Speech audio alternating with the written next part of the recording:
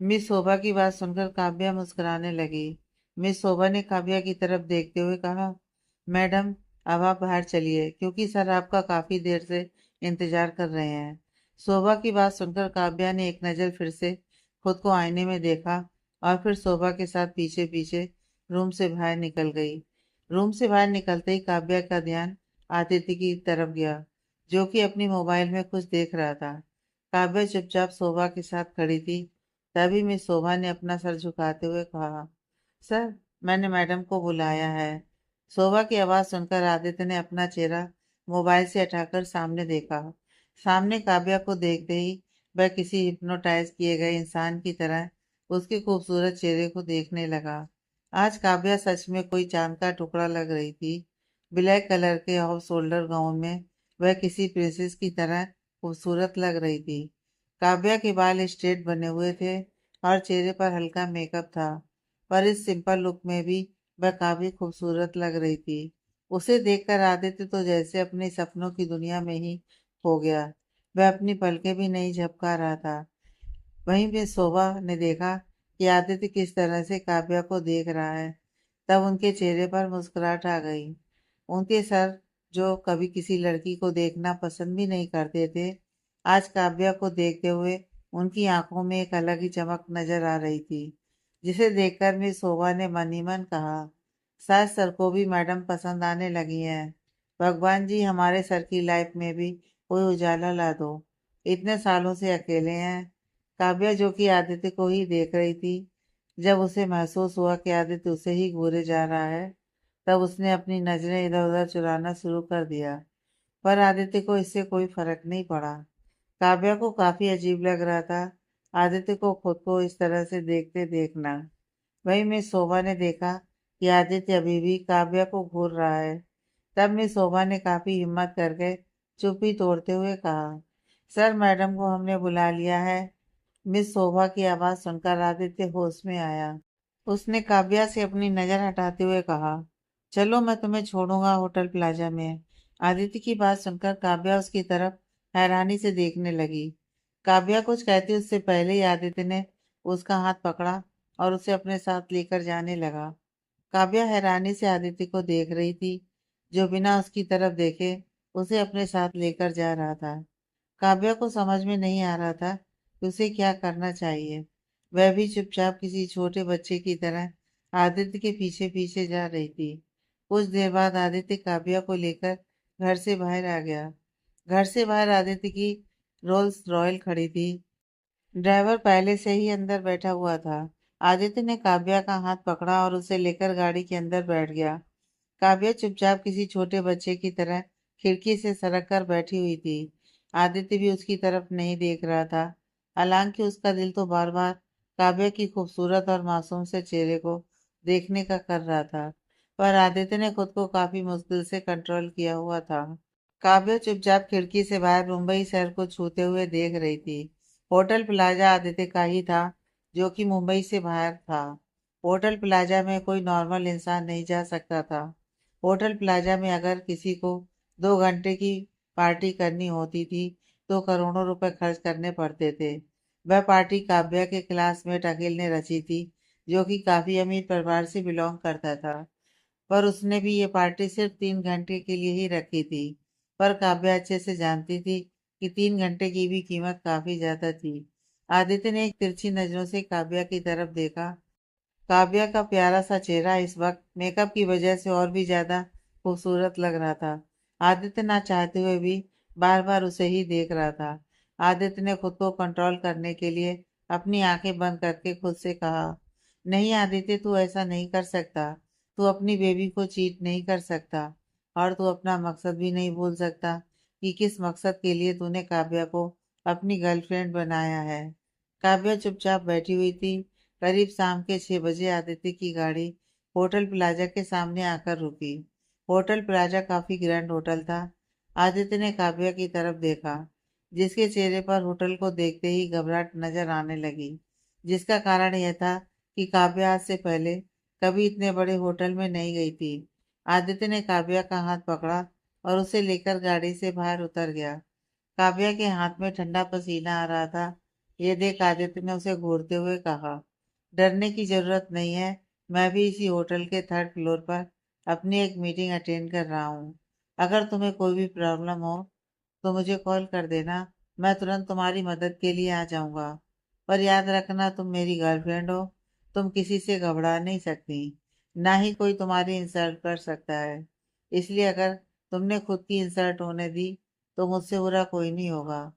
हर किसी को मुंह तोड़ जवाब देना है। आदित्य की बात सुनकर काव्या ने डरते डरते अपना सिर हिलाया। आदित्य ने काव्या का हाथ पकड़ा और उसे अपनी पर्सनल लिफ्ट से सेकंड फ्लोर पर ले आया। सेकंड फ्लोर पर ही काव्या की रियूनियन पार्टी थी। उसने घड़ी में टाइम देखा। अब तक 6:30 बज चुके थे। उसने मनी मन कहा, सब लोग तो आ गए होंगे। पार्टी का टाइम 6 बजे का था, पर आदित्य ने जानबूझकर काव्या को आधा घंटा लेट कराया था, क्योंकि वह नहीं चाहता था कि काव्या सबसे पहले एंट्री ले। काव्या के हाथ अभी भी कांप रहे थे। तभी आदित्य ने कहा, डरना मत और कॉन्फिडेंस से सबके साथ बात करना। आदित्य के इतना कहते ही काव्या लिफ्ट से बाहर चली गई और आदित्य थर्ड फ्लोर पर चला गया। लिफ्ट से बाहर आते ही काव्या को एक शानदार पार्टी हॉल नजर आया, जिसमें उसके कई सारे क्लासमेट उसे नजर आ रहे थे। काव्या इस वक्त एंट्री गेट पर खड़ी थी, जहां पर अंधेरा था, इसलिए अंदर का कोई भी इंसान उसे नहीं देख पा रहा था, पर वह सबको देख पा रही थी। तभी काव्या का ध्यान एक कोने में खड़ी षष्ठी पर गया, जिसके हाथ में एक ड्रिंक का गिलास था और वह एक एक सिप पी रही थी। षष्ठी को आज पूरे 1 साल बाद देखने के बाद काव्या के चेहरे पर मुस्कुराहट आ गई।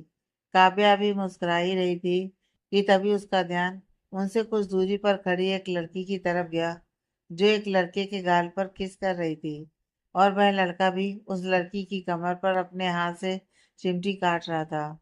यह कोई और नहीं, सूरज और रिया थे, जिन्हें इस वक्त सृष्टि ड्रिंक पीते हुए देख रही थी, जैसे सामने कोई इंटरेस्टिंग शो चल रहा हो।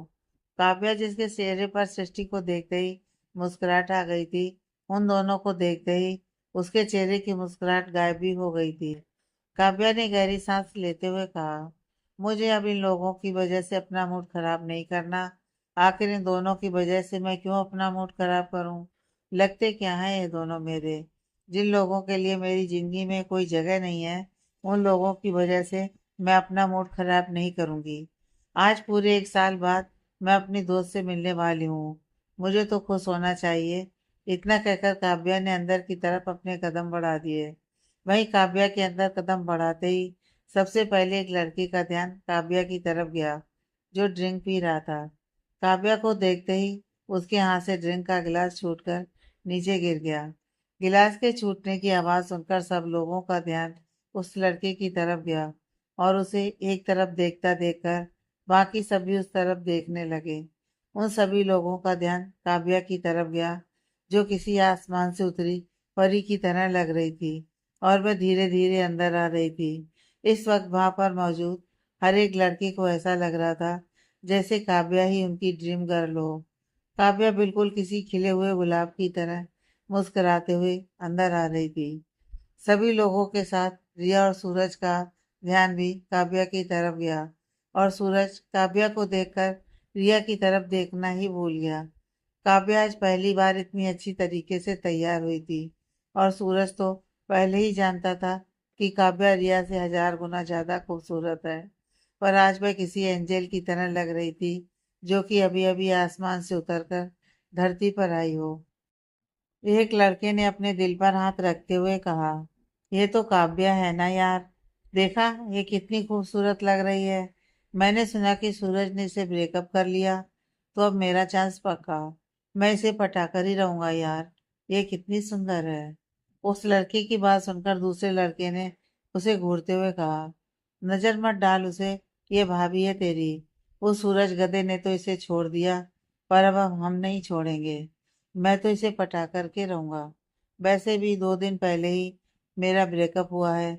अच्छा हुआ उस चुड़ैल से पीछा छूटा।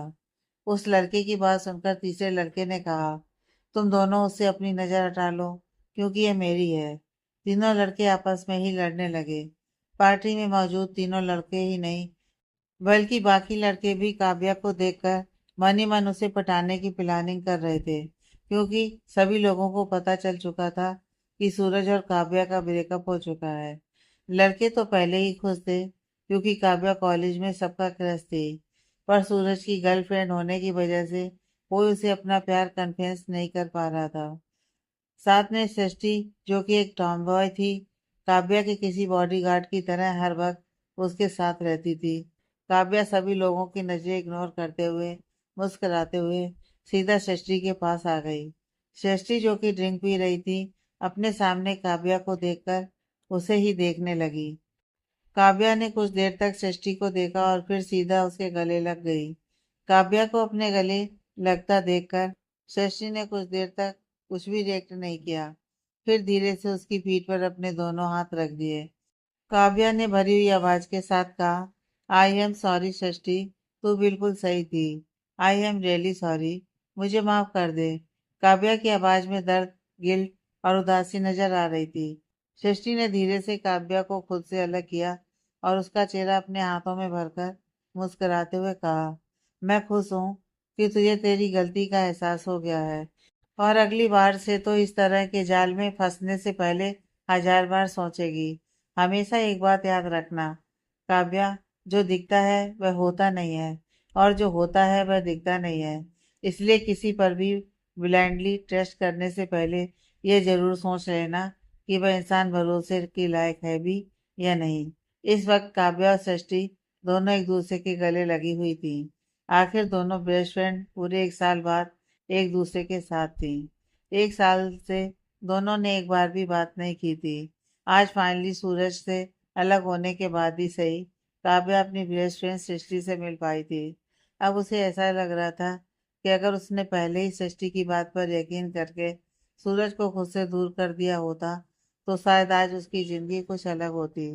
काव्या ने अपनी हर एक फेवरेट चीज सूरज के लिए छोड़ दी, यहाँ तक कि अपना कैरियर भी।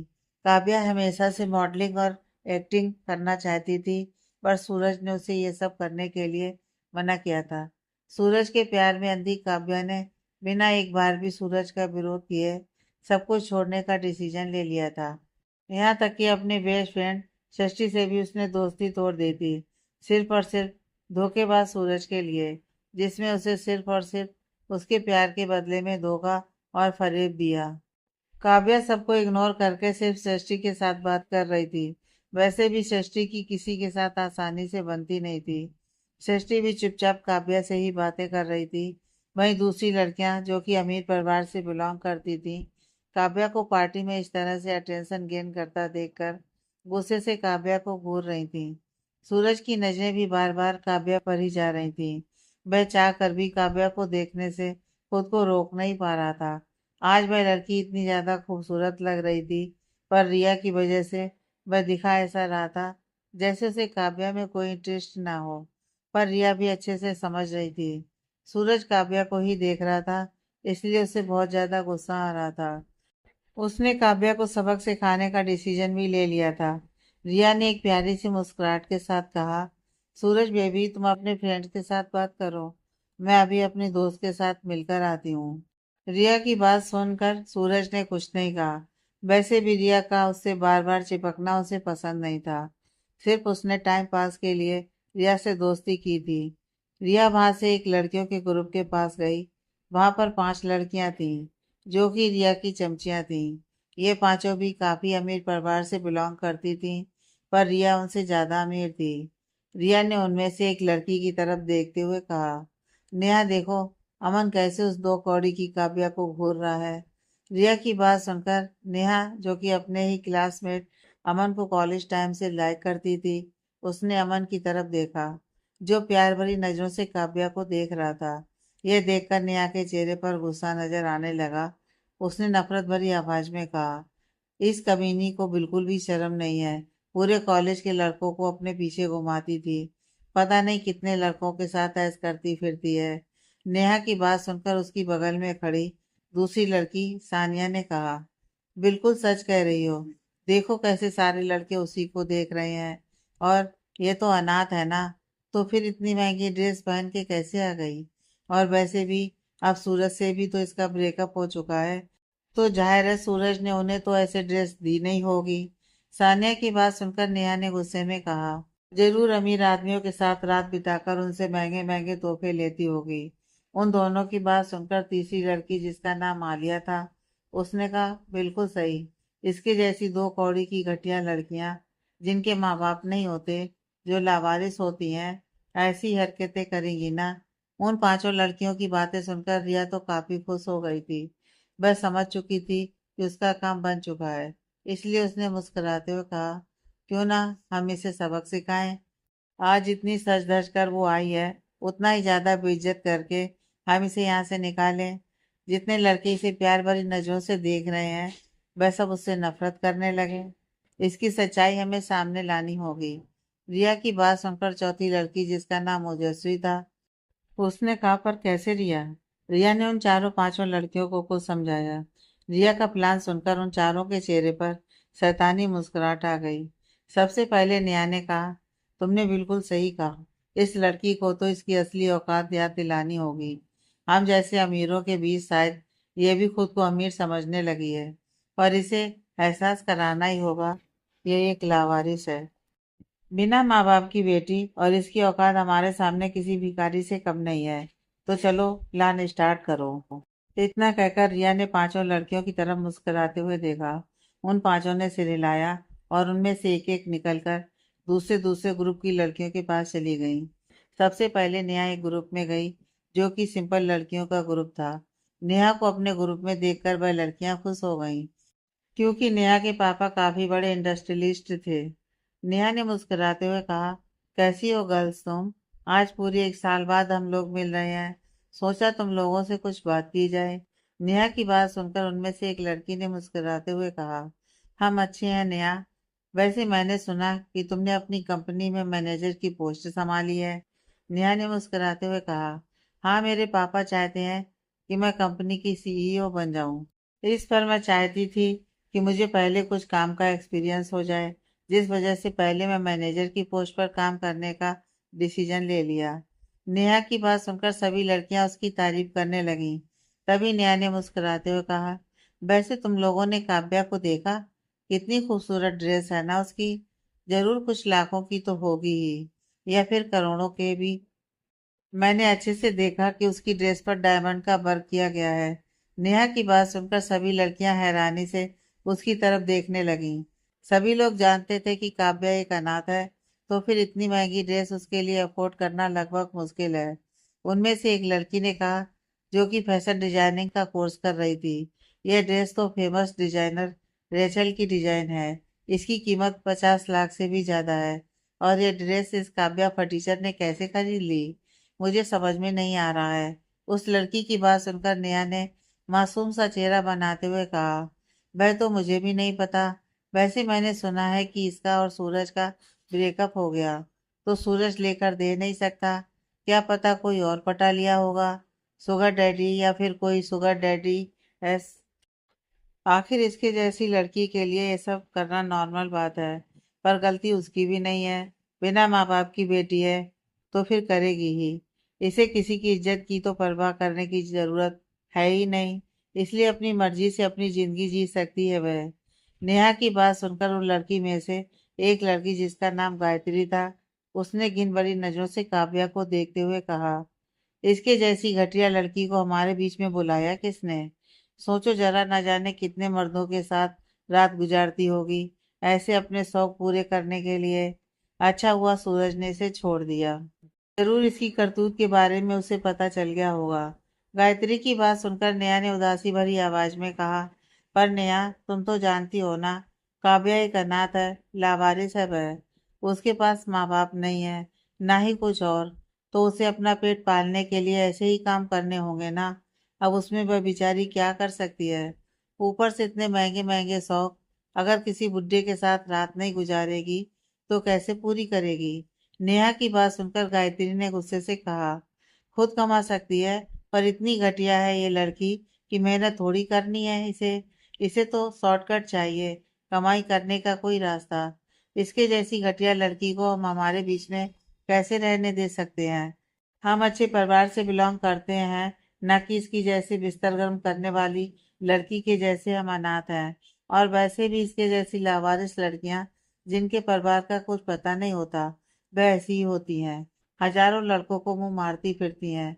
गायत्री की बात सुनकर नेहा के चेहरे पर एक सेटिस्फेक्शन भरी मुस्कुराहट आ गई। उसका काम तो हो चुका था।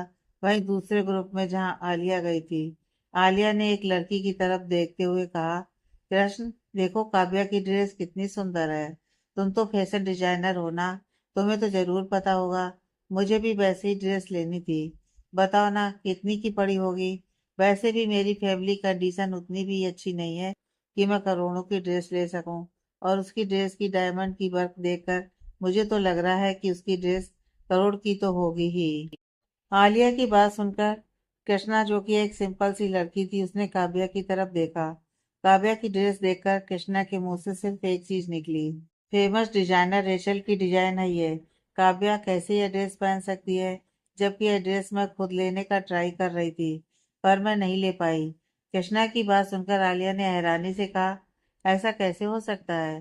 कृष्णा, तुम्हारे पापा तो इतने बड़े बिजनेसमैन हैं, तुम्हारे पास तो पैसों की कोई कमी नहीं है, फिर तुम वह ड्रेस कैसे नहीं ले सकी?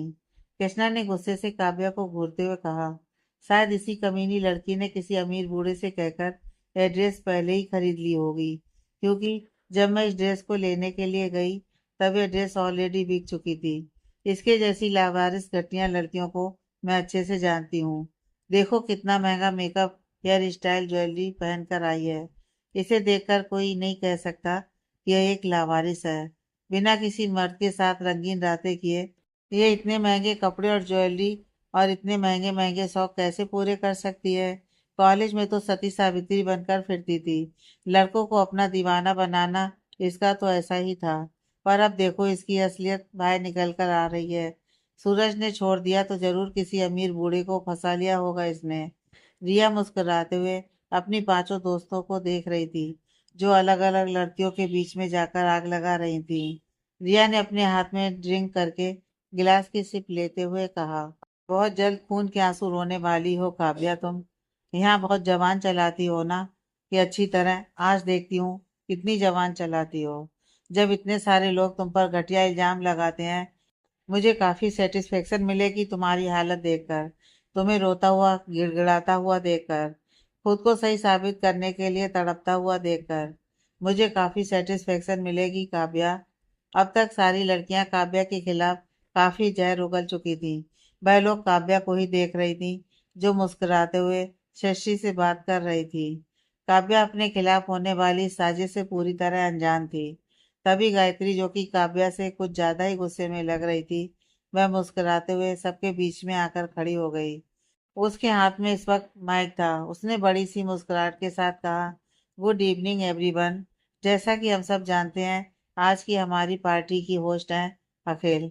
तो अखिल के लिए एक बार जोरदार तालियां, क्योंकि इसकी वजह से ही हम आज एक साल बाद फिर से मिल पाए हैं। गायत्री की बात सुनकर सभी लोगों ने तालियां बजाईं। तभी गायत्री ने सबकी तरफ देखकर मुस्कुराते हुए कहा, इस एक साल में काफी कुछ बदल गया ना। हम सब लोगों ने दूसरी दूसरी फील्ड चुन ली। किसी ने अपना बिजनेस ज्वाइन कर लिया, तो किसी ने अपने लिए जॉब ढूंढ ली। पर सब लोग सेटल हो चुके हैं। और मुझे काफी खुशी है कि मेरे सभी क्लासमेट की जिंदगी इतनी अच्छी तरह से चल रही है। पर मैं सबसे ज्यादा अगर खुश किसी के लिए हूँ तो वह है एक लड़की। और मुझे उम्मीद है कि आप सब लोग भी उसके लिए जरूर खुश होंगे। तो वैसे आप सब लोग पहचान तो गए ही होंगे कि वह कौन है। फिर भी मैं बता ही देती हूँ, वह है हमारी काव्या। इतना कहकर उसने काव्या की तरफ इशारा किया। काव्या, जो कि चुपचाप सब कुछ सुन रही थी, खुद की तरफ इशारा करता देखकर हैरान हो गई। उसे समझ में नहीं आ रहा था कि अचानक से उसका नाम गायत्री ने बीच में ही क्यों लिया। वही षष्ठी गुस्से से रिया और उसकी सारी चमचियों को घूर रही थी, जो कि मुस्कुराते हुए काव्या को देख रही थी। तभी गायत्री ने बड़ी सी मुस्कुराहट के साथ कहा, अब आप लोग सोच रहे होंगे कि मैंने काव्या का नाम क्यों लिया। तो टेंशन मत कीजिए, मैं बताती हूँ। जैसे अखिल एक फेमस सिंगर बन चुका है, उसका एक साल में ही इतना नाम बन गया है कि उसके नाम से आज लोग हमारे कॉलेज को जानने लगे हैं। और ये बहुत खुशी की बात है। इस तरह से सूरज ने अपना फैमिली बिजनेस ज्वाइन कर लिया है, और ये हमारे लिए काफी खुशी की बात है। हम में से हर किसी ने कुछ ना कुछ किया। पर बात करते हैं अब हमारी प्यारी काव्या की। हम तो जानते ही हैं ना कि काव्या हम सबकी तरह लकी नहीं है। उसके पास उसके पेरेंट्स नहीं है, फिर भी काव्या ने अपनी मेहनत और पढ़ाई के दम पर उस कॉलेज में एडमिशन ले लिया जिस कॉलेज में हम लाखों रुपए देकर पढ़ाई करते थे। पर इस एक साल में पढ़ाई खत्म होने के बाद हमारी काव्या ने क्या किया है आप सब जानते हैं। सभी लोग गायत्री की बात ध्यान से सुनने लगे। गायत्री ने बड़ी सी मुस्कुराहट के साथ काव्या की तरफ देखते हुए कहा, हमारी काव्या अमीर बुड्ढों की सुगर गर्ल बन चुकी हैं। अब हमारी काव्या अमीरों के बिस्तर गर्म करने का काम करती हैं। गायत्री की बात सुनकर सभी लोग जो ध्यान से सुन रहे थे जोर जोर से हंसने लगे। वहीं काव्या जो कि उसकी बात सुन रही थी उसका चेहरा सफेद पड़ गया। यहाँ तक कि उसकी आंखों में आंसू का कतरा भी बह गया जो उसके गालों पर आ गया। काव्या के साथ खड़ी सृष्टि जो कि चुपचाप सबको सुन रही थी उसका चेहरा गुस्से से लाल हो गया। उसने चिल्लाते हुए कहा, एक गायत्री की बच्ची अपनी बकवास बंद कर वरना यहीं पर तेरा मुंह तोड़ दूंगी। सृष्टि की बात सुनकर भी गायत्री रुकी नहीं बल्कि उसने मुस्कुराते हुए कहा, वैसे दोस्तों इसमें काव्या की कोई गलती नहीं है। अब वह है ही लावारिस, उसे किसी परिवार की इज्जत की तो चिंता होगी ही नहीं। तो फिर अपने शौक पूरे करने के लिए वह क्या करेगी। उसके पास यही सबसे सिंपल रास्ता था, अमीरों के बिस्तर गर्म करके उनसे अपने शौक पूरे करवाने का। देखो तो आज की उसकी ड्रेस की कीमत 1 करोड़ है जो कि फेमस डिजाइनर रेचल की डिजाइन है। खुद सोचकर देखो कि एक अनाथ लावारिस लड़की जिसकी 2 कौड़ी की औकात नहीं है वह बिना किसी की मदद के इतनी महंगी ड्रेस कैसे पहन सकती है। गायत्री की बात सुनकर सभी लोग ध्यान से काव्या की ड्रेस को देखने लगे। उनमें से सभी काफी अमीर परिवार से बिलोंग करते थे। सभी लोग उस ड्रेस को ध्यान से देखने लगे। काफी लोग समझ गए कि गायत्री झूठ नहीं कह रही है क्योंकि सच में उसकी ड्रेस की कीमत करोड़ों में हो सकती है। क्योंकि उसकी डायमंड की बर्फ देखकर यह अंदाजा लगाना मुश्किल नहीं था। अब सब लोग घिन भरी नजरों से काव्या को देख रहे थे। सभी लोगों की खुद पर ऐसी नजर देखकर काव्या अपनी जगह पर थर थर कांप रही थी। उसकी आंखों से आंसू निकल रहे थे। वही सृष्टि का चेहरा इस वक्त गुस्से से तमतमा गया था। उसने चिल्लाते हुए कहा, तुम लोग होते कौन हो काव्या पर इस तरह के इल्जाम लगाने वाले। खुद का कैरेक्टर कोयले से भी काला है और दूसरों के करैक्टर पर उंगली उठा रहे हो। अगर किसी ने भी काव्या को कुछ कहा तो यहीं तुम लोगों का मुंह तोड़ दूंगी। षष्ठी की बात सुनकर गायत्री ने उसे घूरते हुए कहा, षष्ठी तुम चुप ही रहो। तुम्हारी ये फ्रेंड कैसी है और कैसी नहीं है तुमसे बेहतर कौन समझ सकता है। इसने सिर्फ सूरज के साथ रिलेशनशिप में रहने के लिए तुमसे बचपन की दोस्ती भी तोड़ दी थी तो तुम इसके जैसी घटिया लड़की का साथ कैसे दे सकती हो। गायत्री की बात सुनकर षष्ठी एक पल के लिए चुप हो गई क्योंकि काव्या ने पूरे कॉलेज के सामने ही शशि से दोस्ती तोड़ी थी। क्योंकि शशि ने पूरे कॉलेज के सामने सूरज का तमाशा बनाते हुए कहा था कि सूरज काव्या को धोखा दे रहा है। उस वक्त काव्या ने चिल्लाते हुए शशि से अपनी दोस्ती तोड़ दी थी। सब लोगों ने सब कुछ अपनी आंखों से देखा था। कुछ देर तक गहरी सांस लेने के बाद शशि ने गायत्री को घूरते हुए कहा, वह काव्या की बेवकूफी थी क्योंकि वह सूरज के प्यार में पूरी तरह से पागल हो गई थी। पर अब उसकी आंखों से प्यार की पट्टी हट चुकी है क्योंकि अब उसकी आंखों के सामने सूरज की सच्चाई है। सूरज उसके साथ रिलेशनशिप में नहीं था बल्कि वह उसे धोखा दे रहा था और यह बात मैं पहले से ही जानती थी। इसलिए मैं हमेशा से इन दोनों को अलग करने के बारे में सोचती थी। पर काव्या मेरी बात मानने को तैयार नहीं थी। पर मैं भगवान की शुक्रगुजार हूँ कि देर से ही सही काव्या की आंखों के सामने सच्चाई तो आई। और रही बात तुम्हारी इन घटिया इल्जामों की तो काव्या पर उंगली उठाने से पहले खुद की तरफ झांक कर देखो। सेकंड ईयर में ही 2 बार अबॉर्शन करा चुकी हो और बड़ी आई काव्या पर इल्जाम लगाने वाली। खुद के काले कारनामे दुनिया से छुपाना बहुत अच्छे तरीके से आता है तुम्हें। और जो कोई भी क्लीन कैरेक्टर का होता है उस पर कीचड़ उछालना बहुत अच्छी तरह से सीख गई हो तुम। तुम्हें क्या लगता है मुझे तुम्हारे बारे में कुछ भी नहीं पता। जिस हॉस्पिटल में तुमने अबॉर्शन किया था ना वह हॉस्पिटल मेरी आंटी का था। मुझे तो उसी टाइम पर पता चल गया था। पर मैं नहीं चाहती थी कि तुम्हारी कोई बेइज्जती हो इसलिए आज तक चुप थी। पर अब जब तुमने मेरी फ्रेंड पर उंगली उठा ही दी है तो खुद कीचड़ में गिरने के लिए रेडी हो जाओ क्योंकि यह सृष्टि सिंह रिश्ते दिल से निभाती है। और अगर तुम में से किसी ने भी काव्या पर उंगली उठाने के बारे में सोचा भी तो तुम लोगों के कौन कौन से काले कारनामे हैं मैं सामने लाऊंगी। यह तुम में से कोई सोच भी नहीं सकता। शशि सिंह को अंडर एस्टिमेट करने के बारे में मत सोचना क्योंकि मैं क्या चीज हूँ ये तुम लोग अच्छे से जानती हो। षष्ठी की खुली धमकी सुनकर हर कोई हैरानी से उसकी तरफ देखने लगा। षष्ठी कितनी खतरनाक थी, यह लोग अच्छे से जानते थे। षष्ठी पूरी तरह से एक टॉमबॉय थी। षष्ठी अपने मम्मी पापा की इकलौती औलाद थी, जिस वजह से उसे किसी का डर नहीं था। वो काफी अमीर परिवार से बिलोंग करती थी और कॉलेज में उसने ना जाने कितने लड़कों को पीटा था, जिस वजह से कोई भी काव्या के करीब आने की हिम्मत भी नहीं करता था। जिसका पहला कारण था षष्ठी। षष्ठी को अपने बने बनाए खेल पर पानी फेरता देखकर रिया ने मन ही मन कहा, पता नहीं इस लड़की के अंदर कौन सी आत्मा घुसी है। क्या इसे समझ नहीं आता कि किसी और के मामले में टांग नहीं अड़ाना चाहिए। इस वक्त रिया को षष्ठी पर बहुत गुस्सा आ रहा था, क्योंकि उसने काफी मेहनत से सभी लड़कियों के बीच में काव्या को लेकर ये अफवाह फैलाई थी, और अब षष्ठी की धमकी को सुनकर सभी लोग चुप हो गई थी। अभी सब लोग शांत हो ही रहे थे कि तभी रिया एक बड़ी सी मुस्कुराहट के साथ कहा, तुम बिल्कुल ठीक कह रही हो सृष्टि। इन सब लोगों को इस तरह से काव्या के ऊपर इल्जाम नहीं लगाने चाहिए।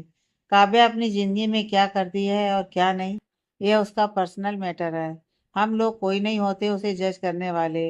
अगर वह किसी शुगर डैडी के साथ भी है तो यह उसकी पर्सनल चॉइस है, और वैसे भी उसके पास उसके पेरेंट्स नहीं है जो उसकी ज़रूरत पूरी कर सके। शायद उसने अपने लिए कोई शुगर डैडी ढूंढ लिया होगा, पिता के साथ साथ पति की भी फीलिंग्स महसूस कराने के लिए। रिया की बात सुनकर फिर से सब लोग उस डायरेक्शन में सोचने लगे जिस डायरेक्शन में वह पहले सोच रहे थे। वहीं षष्ठी ने गुस्से से चिल्लाते हुए कहा, रिया डायन कहीं की तेरे पेट में खाना नहीं पचता जब तक तू अपने मुंह से जहर ना उगल दे। आखिर तू नागिन ही तो है। सब लोग जो काव्या को अभी भी अजीब तरह से देख रहे थे, षष्ठी के मुंह से रिया के लिए नागिन और डायन सुनकर जोर जोर से हंसने लगे। भाई रिया ने गुस्से से षष्ठी को घूरते हुए कहा, तुम्हारी हिम्मत कैसे हुई मुझे इस तरह से घटिया नाम से बुलाने की। खुद को समझती क्या हो तुम षष्ठी। रिया की बात सुनकर शशि ने एटीट्यूड से कहा, मैं खुद को 30 मार खान समझती हूँ, तुम्हें कोई प्रॉब्लम है। शशि की बात सुनकर सब लोग फिर से जोर जोर से हंसने लगे। भाई रिया ने शशि को घूरते हुए कहा, अपनी जबान बंद करो, वरना इसे कटवाने में मुझे ज्यादा टाइम नहीं लगेगा। शायद तो मेरे पापा को जानती नहीं। रिया की धमकी सुनकर शशि ने जोर जोर से हंसते हुए कहा, अच्छा तो तुम मेरी जबान काट डालोगी, कोई गाजर मूली है। और तुम्हें क्या लगता है मैं चुपचाप देखती रह जाऊंगी। तुम्हारे पापा होंगे कहीं के 30 मार खान, पर सृष्टि सिंह भी किसी से कम नहीं है। और अगली बार से तुमने मेरी फ्रेंड के बारे में कोई घटिया बात करने की कोशिश की तो मुझसे बुरा कोई नहीं होगा। अगली बार तुम्हें पटक पटक के मारूंगी, और ये मेरी धमकी मत समझना, क्योंकि सृष्टि सिंह जो कहती है वो करती है।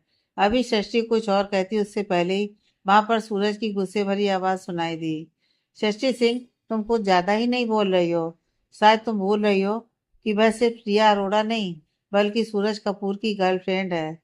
उसकी हैसियत तुमसे तो 1000 गुना ज्यादा बेहतर है। इसलिए जरूर सोच लेना कि कहीं तुम्हारे पापा की कंपनी डूब ना जाए। कपूर की पावर को तो जानती ही हो ना तुम। शशि जो अब तक गुस्से से रिया को कुछ न कुछ कह रही थी, सूरज की आवाज सुनकर चुप हो गई।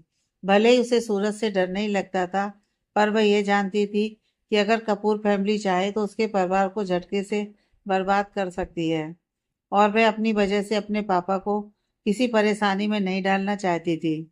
वहीं षष्ठी को चुप होता देखकर रिया ने जहरीली मुस्कुराहट के साथ कहा, अब तुम्हें कुछ नहीं बोलना है षष्ठी सिंह। अब तक तो काफी उछल रही थी दोस्ती का नाम ले लेकर, अब क्यों बोलती बंद हो गई। रिया की बात सुनकर षष्ठी ने उसे घूरते हुए कहा, तुमसे डरता कौन है। दूसरी बात, दोस्ती के लिए षष्ठी सिंह कुछ भी कर सकती है। जब तक जरूरत होगी मैं अपनी दोस्त का साथ देती रहूंगी, पर मैं अपनी वजह से अपने परिवार को परेशानी में नहीं डाल सकती।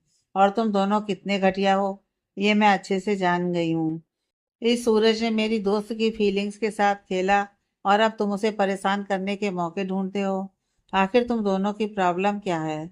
उसका दिल तोड़ना था तोड़ दिया, उसे अपने फरेब के जाल में फंसाना था फंसा लिया।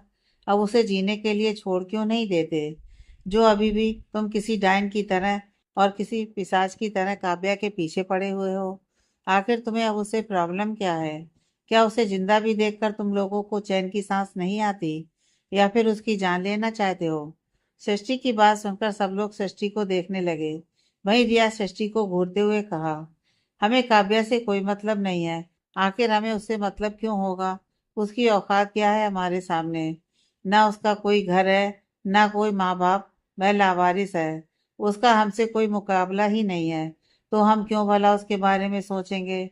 हमारे पास क्या कोई काम नहीं है जो हम बेफालतू के लोगों को फंसाने का प्लान करते रहेंगे? काव्या जो अब तक चुप थी, जिसकी आंखों में आंसू थे, रिया की बात सुनकर उसने रिया की तरफ देखकर गुस्से से चिल्लाते हुए कहा, बहुत हो गया रिया। जो अब तक तुम्हारी बातें इसलिए चुपचाप सुन रही थी क्योंकि मैं कुत्तों को मुंह नहीं लगाना चाहती थी, पर शायद तुमने मेरी चुप्पी का दूसरा ही गलत मतलब निकाल लिया। क्या कहा तुमने मुझे? लावारिस? तो सुनो, हूं मैं लावारिस। नहीं है मेरे माँ बाप, पर मैंने जिंदगी खुद नहीं चुनी है। मुझे नहीं पता उन्होंने मुझे क्यों छोड़ा, या फिर वह जिंदा भी हैं या नहीं, पर तुम मुझे जज करने वाली कोई नहीं होती। अगर भगवान ने तुम्हें माँ बाप दिए हैं तो उनकी कदर करो। मुझे नहीं दिए, इसलिए माँ बाप की अहमियत क्या होती है मुझे पता है। जो चीज मेरे पास नहीं है उसके लिए मैं रोती तो नहीं रह सकती ना। तुम क्या चाहते हो? मेरे माँ बाप नहीं है, इस दुख में जिंदगी भर रोती रहूं और खुद को कोसती रहूं? तो सुनो रिया, मैं ऐसी लड़की नहीं हूँ। जो जिंदगी ने मुझे दिया है वह मेरे लिए काफी है। खुद का मुकाम मैं खुद हासिल करूंगी। भले ही आज मेरे पास परिवार नहीं है, पैसा नहीं है, पर एक दिन तुम्हारी औकात मेरे सामने दो कौड़ी की नहीं रहेगी। और ये मेरा तुम्हें चैलेंज है। और क्या बातें कर रहे थे तुम लोग मेरे बारे में कि मैं घटिया हूँ, मैंने शुगर डैडी पाले हैं? तो सुनो, अगर मैंने पाले भी है ना, तो इससे तुम लोगों को कोई मतलब नहीं है। तुम लोग कितने दूध के धुले हो ये मैं अच्छे से जानती हूँ। तुम में से जो कोई भी मेरे ऊपर कीचड़ उछाल रहा है ना, जरा खुद के गिरेबान में झांक कर देखो। तुम्हें खुद समझ में आ जाएगा कि कौन कितना घटिया है। तुम लोगों को पता है मैं तुम लोगों के मुंह क्यों नहीं लगना चाहती? क्योंकि मैं अच्छे से जानती हूँ कुत्ते कितने भी भौंके, उन्हें समझाने से कुछ नहीं होने वाला, क्योंकि वे भौंकना बंद नहीं करते। और क्या कहा तुमने सूरज? तुम सृष्टि के पापा की कंपनी को बर्बाद कर दोगे? तो मेरा चैलेंज है, अगर तुम्हारे अंदर हिम्मत है तो करके दिखाओ। तुम्हें चैलेंज देती हूँ, तुम उसके पापा की कंपनी की एक ईंट तक नहीं हिला पाओगे। काव्या को इस तरह से सूरज को खुला चैलेंज देता देख सब लोग हैरान हो गए। वह षष्ठी हैरानी से काव्या को देखने लगी। उसे समझ में नहीं आ रहा था कि काव्या एक किस तरह की बात कर रही है। काव्या खुलेआम सूरज को उकसा रही थी कि वह षष्ठी के पापा की कंपनी को बर्बाद करने के लिए कुछ करे। शशि ने काव्या को घूरते हुए कहा, काव्या ये तू क्या कर रही है? काव्या ने शशि को हाथ दिखाकर कहा, तुझे मुझ पर भरोसा है? काव्या की आंखों में एक अलग ही कॉन्फिडेंस नजर आ रहा था। शशि ने काव्या की तरफ देखते हुए कहा, मुझे तुझ पर खुद से ज्यादा भरोसा है। बस शशि ने इतना ही कहा था कि काव्या ने कहा, मुझ पर भरोसा रख, अंकल की कंपनी को कुछ भी नहीं होने दूंगी। सब लोगों को समझ में नहीं आ रहा था कि काव्या के इस कॉन्फिडेंस की वजह क्या है। यहाँ तक कि सूरज भी उसकी आंखों का कॉन्फिडेंस देखकर हैरान था। काव्या को इस तरह से खुलेआम सूरज को धमकी देता देखकर शशि के चेहरे पर घबराहट नजर आ रही थी। भले ही वह काव्या पर कितना भी ट्रस्ट क्यों ना करती हो, वह इस तरह से अपने पेरेंट्स को किसी मुसीबत में नहीं डालना चाहती थी। उसने काव्या से कुछ कहना चाहा, तभी हॉल के गेट पर कई कदमों की आवाज सुनाई दी। सभी लोगों ने एक साथ उस आवाज की तरफ देखा। पार्टी हॉल में मौजूद सभी लड़के लड़कियों ने उस तरफ देखा, जहां से कई सारे वेटर अपने हाथ में काफी कुछ पकड़कर अंदर आ रहे थे। किसी को कुछ समझ में नहीं आ रहा था। वहीं अखिल, जिसने यह पार्टी थ्रो की थी, उसने उन सभी को देखकर मन ही मन कहा, मैंने तो इतना कुछ ऑर्डर भी नहीं किया था, तो फिर ये लोग यहाँ पर कैसे आ गए? शायद गलती से आ गए होंगे, अखिल ने मन ही मन सोचा। उसने आगे जाकर उन लोगों की तरफ देखते हुए कहा, क्या आप बता सकते हैं कि आप यहाँ पर क्यों आए हैं? अखिल की बात सुनकर उसके आसपास खड़े लड़के लड़कियों ने कहा, अखिल, तुमने ही तो ये सब कुछ ऑर्डर किया होगा। अखिल अभी कुछ कहने ही वाला था कि उनमें से एक, जो कि उनका हेड लग रहा था, उसने सामने आते हुए कहा, नहीं, ये मिस काव्या सिंह के बॉयफ्रेंड ने भेजा है आप सबके लिए। उस वेटर की बात सुनकर सभी लोग हैरानी से काव्या की तरफ देखने लगे, जो खुद भी हैरान लग रही थी। उसने मन ही मन कहा, कहीं ये सब कुछ आदित्य कपूर ने तो नहीं भेजा? काव्या के दिमाग में आदित्य का ही पहला नाम आया, क्योंकि फिलहाल आदित्य ही था जो उसे अपनी गर्लफ्रेंड बनाए बैठा हुआ था। काव्या से भी ज्यादा अगर कोई हैरान था तो वह था सूरज। वही सृष्टि कभी काव्या को घूर कर देखती तो कभी सूरज को। उसे समझ में नहीं आ रहा था कि उसे कहना क्या चाहिए। वह षष्ठी की घूरती नजर खुद पर महसूस करके काव्या ने अपनी नजरें उससे चुराना शुरू कर दिया। काव्या को नजरें चुराता देखकर शशि ने तेज आवाज में कहा, क्या कहा तुम लोगों ने? किसने भेजा है ये सब कुछ? षष्ठी की तेज आवाज पूरे हॉल में गूंजी।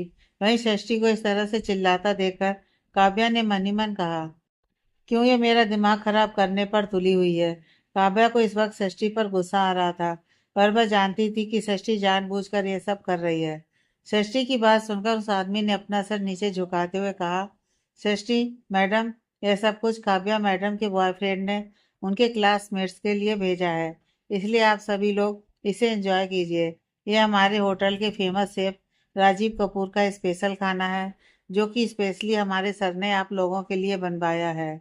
उस वेटर की बात सुनकर सभी लोग हैरानी से काव्या की तरफ देखने लगे, क्योंकि राजीव कपूर से खाना बनवाना कोई मामूली बात नहीं थी।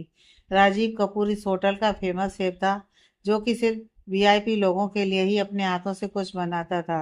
और आज इतने सारे स्टूडेंट्स के लिए अगर उसने खुद से खाना बनाया है, तो फिर जरूर ये किसी बड़ी आदमी का ही काम हो सकता है। आप सब लोग जानना चाहते थे कि आखिर काव्या का बॉयफ्रेंड कौन है। सबसे ज्यादा हैरानी और अजीब से भाव सूरज के चेहरे पर थे। उसने मन ही मन कहा, काव्या किसी और को बॉयफ्रेंड कैसे बना सकती है? हमारे ब्रेकअप को सिर्फ 2 दिन हुए हैं, काव्या मेरे साथ ऐसा नहीं कर सकती। कहते हुए सूरज ने गुस्से से काव्या की तरफ देखा। उसे ऐसा लग रहा था जैसे काव्या उसे धोखा दे रही हो।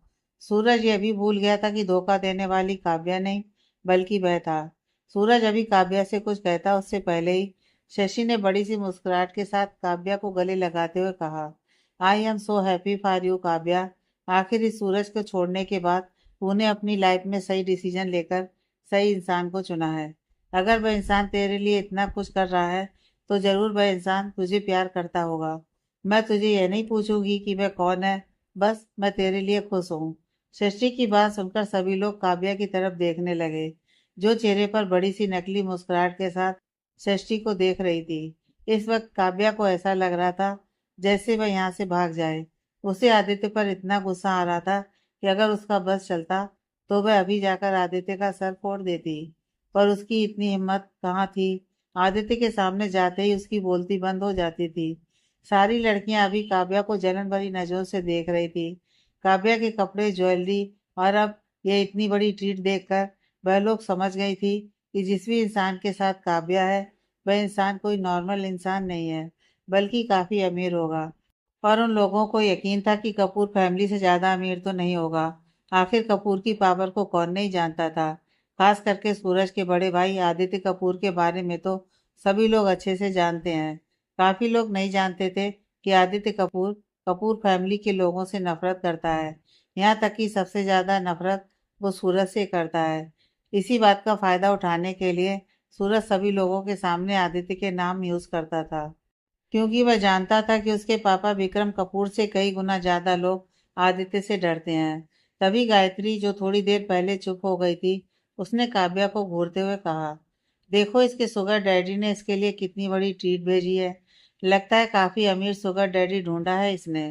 गायत्री की बात सुनकर सब लोग, जो अब तक चुप हो गए थे, फिर से काव्या को अजीब तरह से देखने लगे, क्योंकि अब सब लोगों को यकीन हो गया था कि काव्या ने जो कुछ भी पहना हुआ है, या फिर जो कुछ भी अभी उसके बॉयफ्रेंड ने भेजा है, वह जरूर उसके शुगर डैडी ने ही भेजा होगा। जरूर काव्या ने किसी अमीर शुगर डैडी को ही फंसाया होगा। फिर से वही बातों को कंटिन्यू होता देखकर काव्या को ऐसा लग रहा था जैसे वह अभी यहाँ से भाग जाए। फिर से वह सब कुछ सुनना नहीं चाहती थी। तभी किसी की तेज आवाज सभी लोगों के कानों में पड़ी। इस आवाज को सुनकर हॉल में मौजूद हर एक इंसान उस आवाज की दिशा में देखने लगा। उस समय दरवाजे पर, जहाँ इस वक्त अंधेरा था, एक लंबी सी परछाई नजर आ रही थी। कोई भी बता सकता था कि वहां पर एक हट्टा कट्टा नौजवान लड़का खड़ा है। पर्सनालिटी देखकर ही लड़कियां उस पर फ्लैट हो चुकी थीं। वहीं उस परछाई को देखकर काव्या के मन में सिर्फ एक ही नाम आया, आदित्य कपूर। 2 दिनों के अंदर ही अंदर काव्या आदित्य की पर्सनालिटी, उसकी आवाज, सब कुछ अच्छे से पहचान गई थी। सभी लोग काफी ध्यान से उस दिशा में देख रहे थे, क्योंकि उस आवाज को सुनकर सभी लड़कियों का दिल तो धड़कने ही लगा था। और पर्सनालिटी देखने के बाद तो ऐसा लग रहा था जैसे अगर उन्हें मौका मिले तो सीधा जाकर वह सभी उस लड़के से चिपक जाएं। वहीं इस आवाज को सुनकर सूरज के भी दिमाग में सबसे पहले आदित्य का ही नाम आया था। पर बाद में उसने अपने इस ख्याल को झटक दिया, क्योंकि वह जानता था कि आदित्य ऐसी जगह पर जाना बिल्कुल भी पसंद नहीं करता। उसे भीड़-भाड़ वाली जगह से तो सख्त नफरत है। आदित्य किसी फैमिली फंक्शन में भी नहीं जाता था, जब तक उसकी दादी जिद करके उसे आने पर मजबूर ना कर दें। सभी लोग जानना चाहते थे कि यह आवाज किसकी है। तभी वह परछाई धीरे धीरे अंधेरे से उजाले की तरफ आने लगी, यानी कि सब लोग अंदर थे उसी तरफ। सभी लोग दिल थाम कर उस इंसान के अंदर आने का इंतजार कर रहे थे। वहीं काव्या ने तो डर के कारण अपनी आंखें ही बंद कर ली थी। जैसे जैसे आदित्य अंदर की तरफ बढ़ रहा था, लड़कियां अपने दिल पर हाथ रखकर उसके अंदर आने का इंतजार कर रही थीं। उन्हें उस लड़के का चेहरा देखना था। सभी मन ही मन उस लड़के को काफी हैंडसम समझ चुकी थी, क्योंकि जिसकी पर्सनालिटी इतनी कमाल की हो वह लड़का दिखने में कितना कमाल का होगा, ये कोई भी आसानी से समझ सकता था। आदित्य अब धीरे धीरे उजाले की तरफ आ रहा था। जैसे ही वो अंधेरे से बाहर आया, हॉल में मौजूद सभी लड़कियां तो जैसे पागल ही हो गईं, क्योंकि आदित्य मोस्ट हैंडसम बैचलर था, जिसके पीछे हजारों लड़कियां दीवानी थी। और उसकी एरोगेंस के चर्चे तो हर जगह पर थे। और इस कॉलेज की लड़कियां तो उस पर पहले से ही फ्लैट थीं, साथ में डरती भी थी, क्योंकि सभी लोगों ने अपनी आंखों से आदित्य को उस लड़की का हाथ तोड़ते हुए देखा था। वहीं आदित्य को देखकर सूरज भी हैरानी से उसे देखने लगा। उसे यकीन नहीं हो रहा था कि उसका भाई यहाँ पर मौजूद है। आदित्य ने अपनी तीखी नजरों से हाल में मौजूद सभी लोगों को घूर कर देखा, जैसे सबको स्कैन कर रहा हो। बेचारी काव्या ने तो अभी भी अपनी आंखें बंद की हुई थी।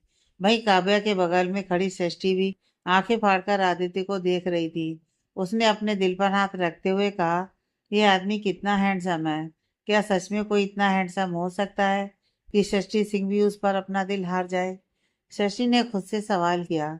सृष्टि ज्यादातर लड़कों को घूर घूर कर ही देखती थी या फिर बेशरम या कुछ कहती रहती थी। पर आदित्य को देखकर उसके दिल से आवाज आई कि यही तुम्हारा सोलमेट है। शशि ने पलटकर काव्या की तरफ देखकर कुछ कहना चाहा। तभी उसका ध्यान काव्या की तरफ गया, जो कि डर के अपनी आंखें बंद किए हुए खड़ी थी।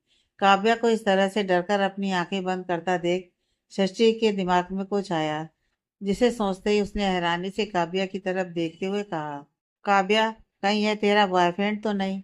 शशि के इतना कहते ही काव्या ने डर के कारण अपनी आंखें खोल दी और आदित्य की तरफ देखा, जो अभी भी हॉल में मौजूद सभी लोगों को घूर घूर कर देख रहा था। वहीं काव्या को चुप देखकर सृष्टि ने मन ही मन कहा, मतलब यही काव्या का बॉयफ्रेंड है, आदित्य कपूर, सूरज कपूर का भाई। इतना सोचते ही सृष्टि के चेहरे पर बड़ी सी मुस्कुराहट आ गई। उसने मन ही मन कहा, अब आएगा मजा सूरज कपूर को। सबक तो यही सिखा सकता है। Well done my girl. इतना सोचकर सृष्टि ने मुस्कुराते हुए काव्या की तरफ देखा, जो डरी हुई नजरों से आदित्य को देख रही थी। वही सूरज, जो अब तक हैरानी में था, उसने खुद को संभाला और मुस्कुराते हुए आदित्य की तरफ चला गया। जैसे ही वह आदित्य को गले लगाने वाला था, आदित्य उसके बगल से निकलकर सीधा काव्या की तरफ अपने कदम बढ़ाने लगा। सभी लोग हैरानी से सूरज को देखने लगे, क्योंकि सभी लोगों ने साफ साफ देखा था कि आदित्य ने सूरज को किस तरह से इग्नोर किया था। वहीं सूरज के चेहरे पर गुस्सा नजर आने लगा। उसने पलटकर आदित्य की तरफ देखा कि वह कहाँ जा रहा है। आदित्य सीधा जाकर काव्या के सामने खड़ा हो गया। इससे पहले कि कोई को समझ पाता, उसने काव्या को कमर से पकड़कर अपने करीब खींचा और सबकी तरफ देखकर मुस्कुराते हुए कहा, आगे की कहानी नेक्स्ट पार्ट में।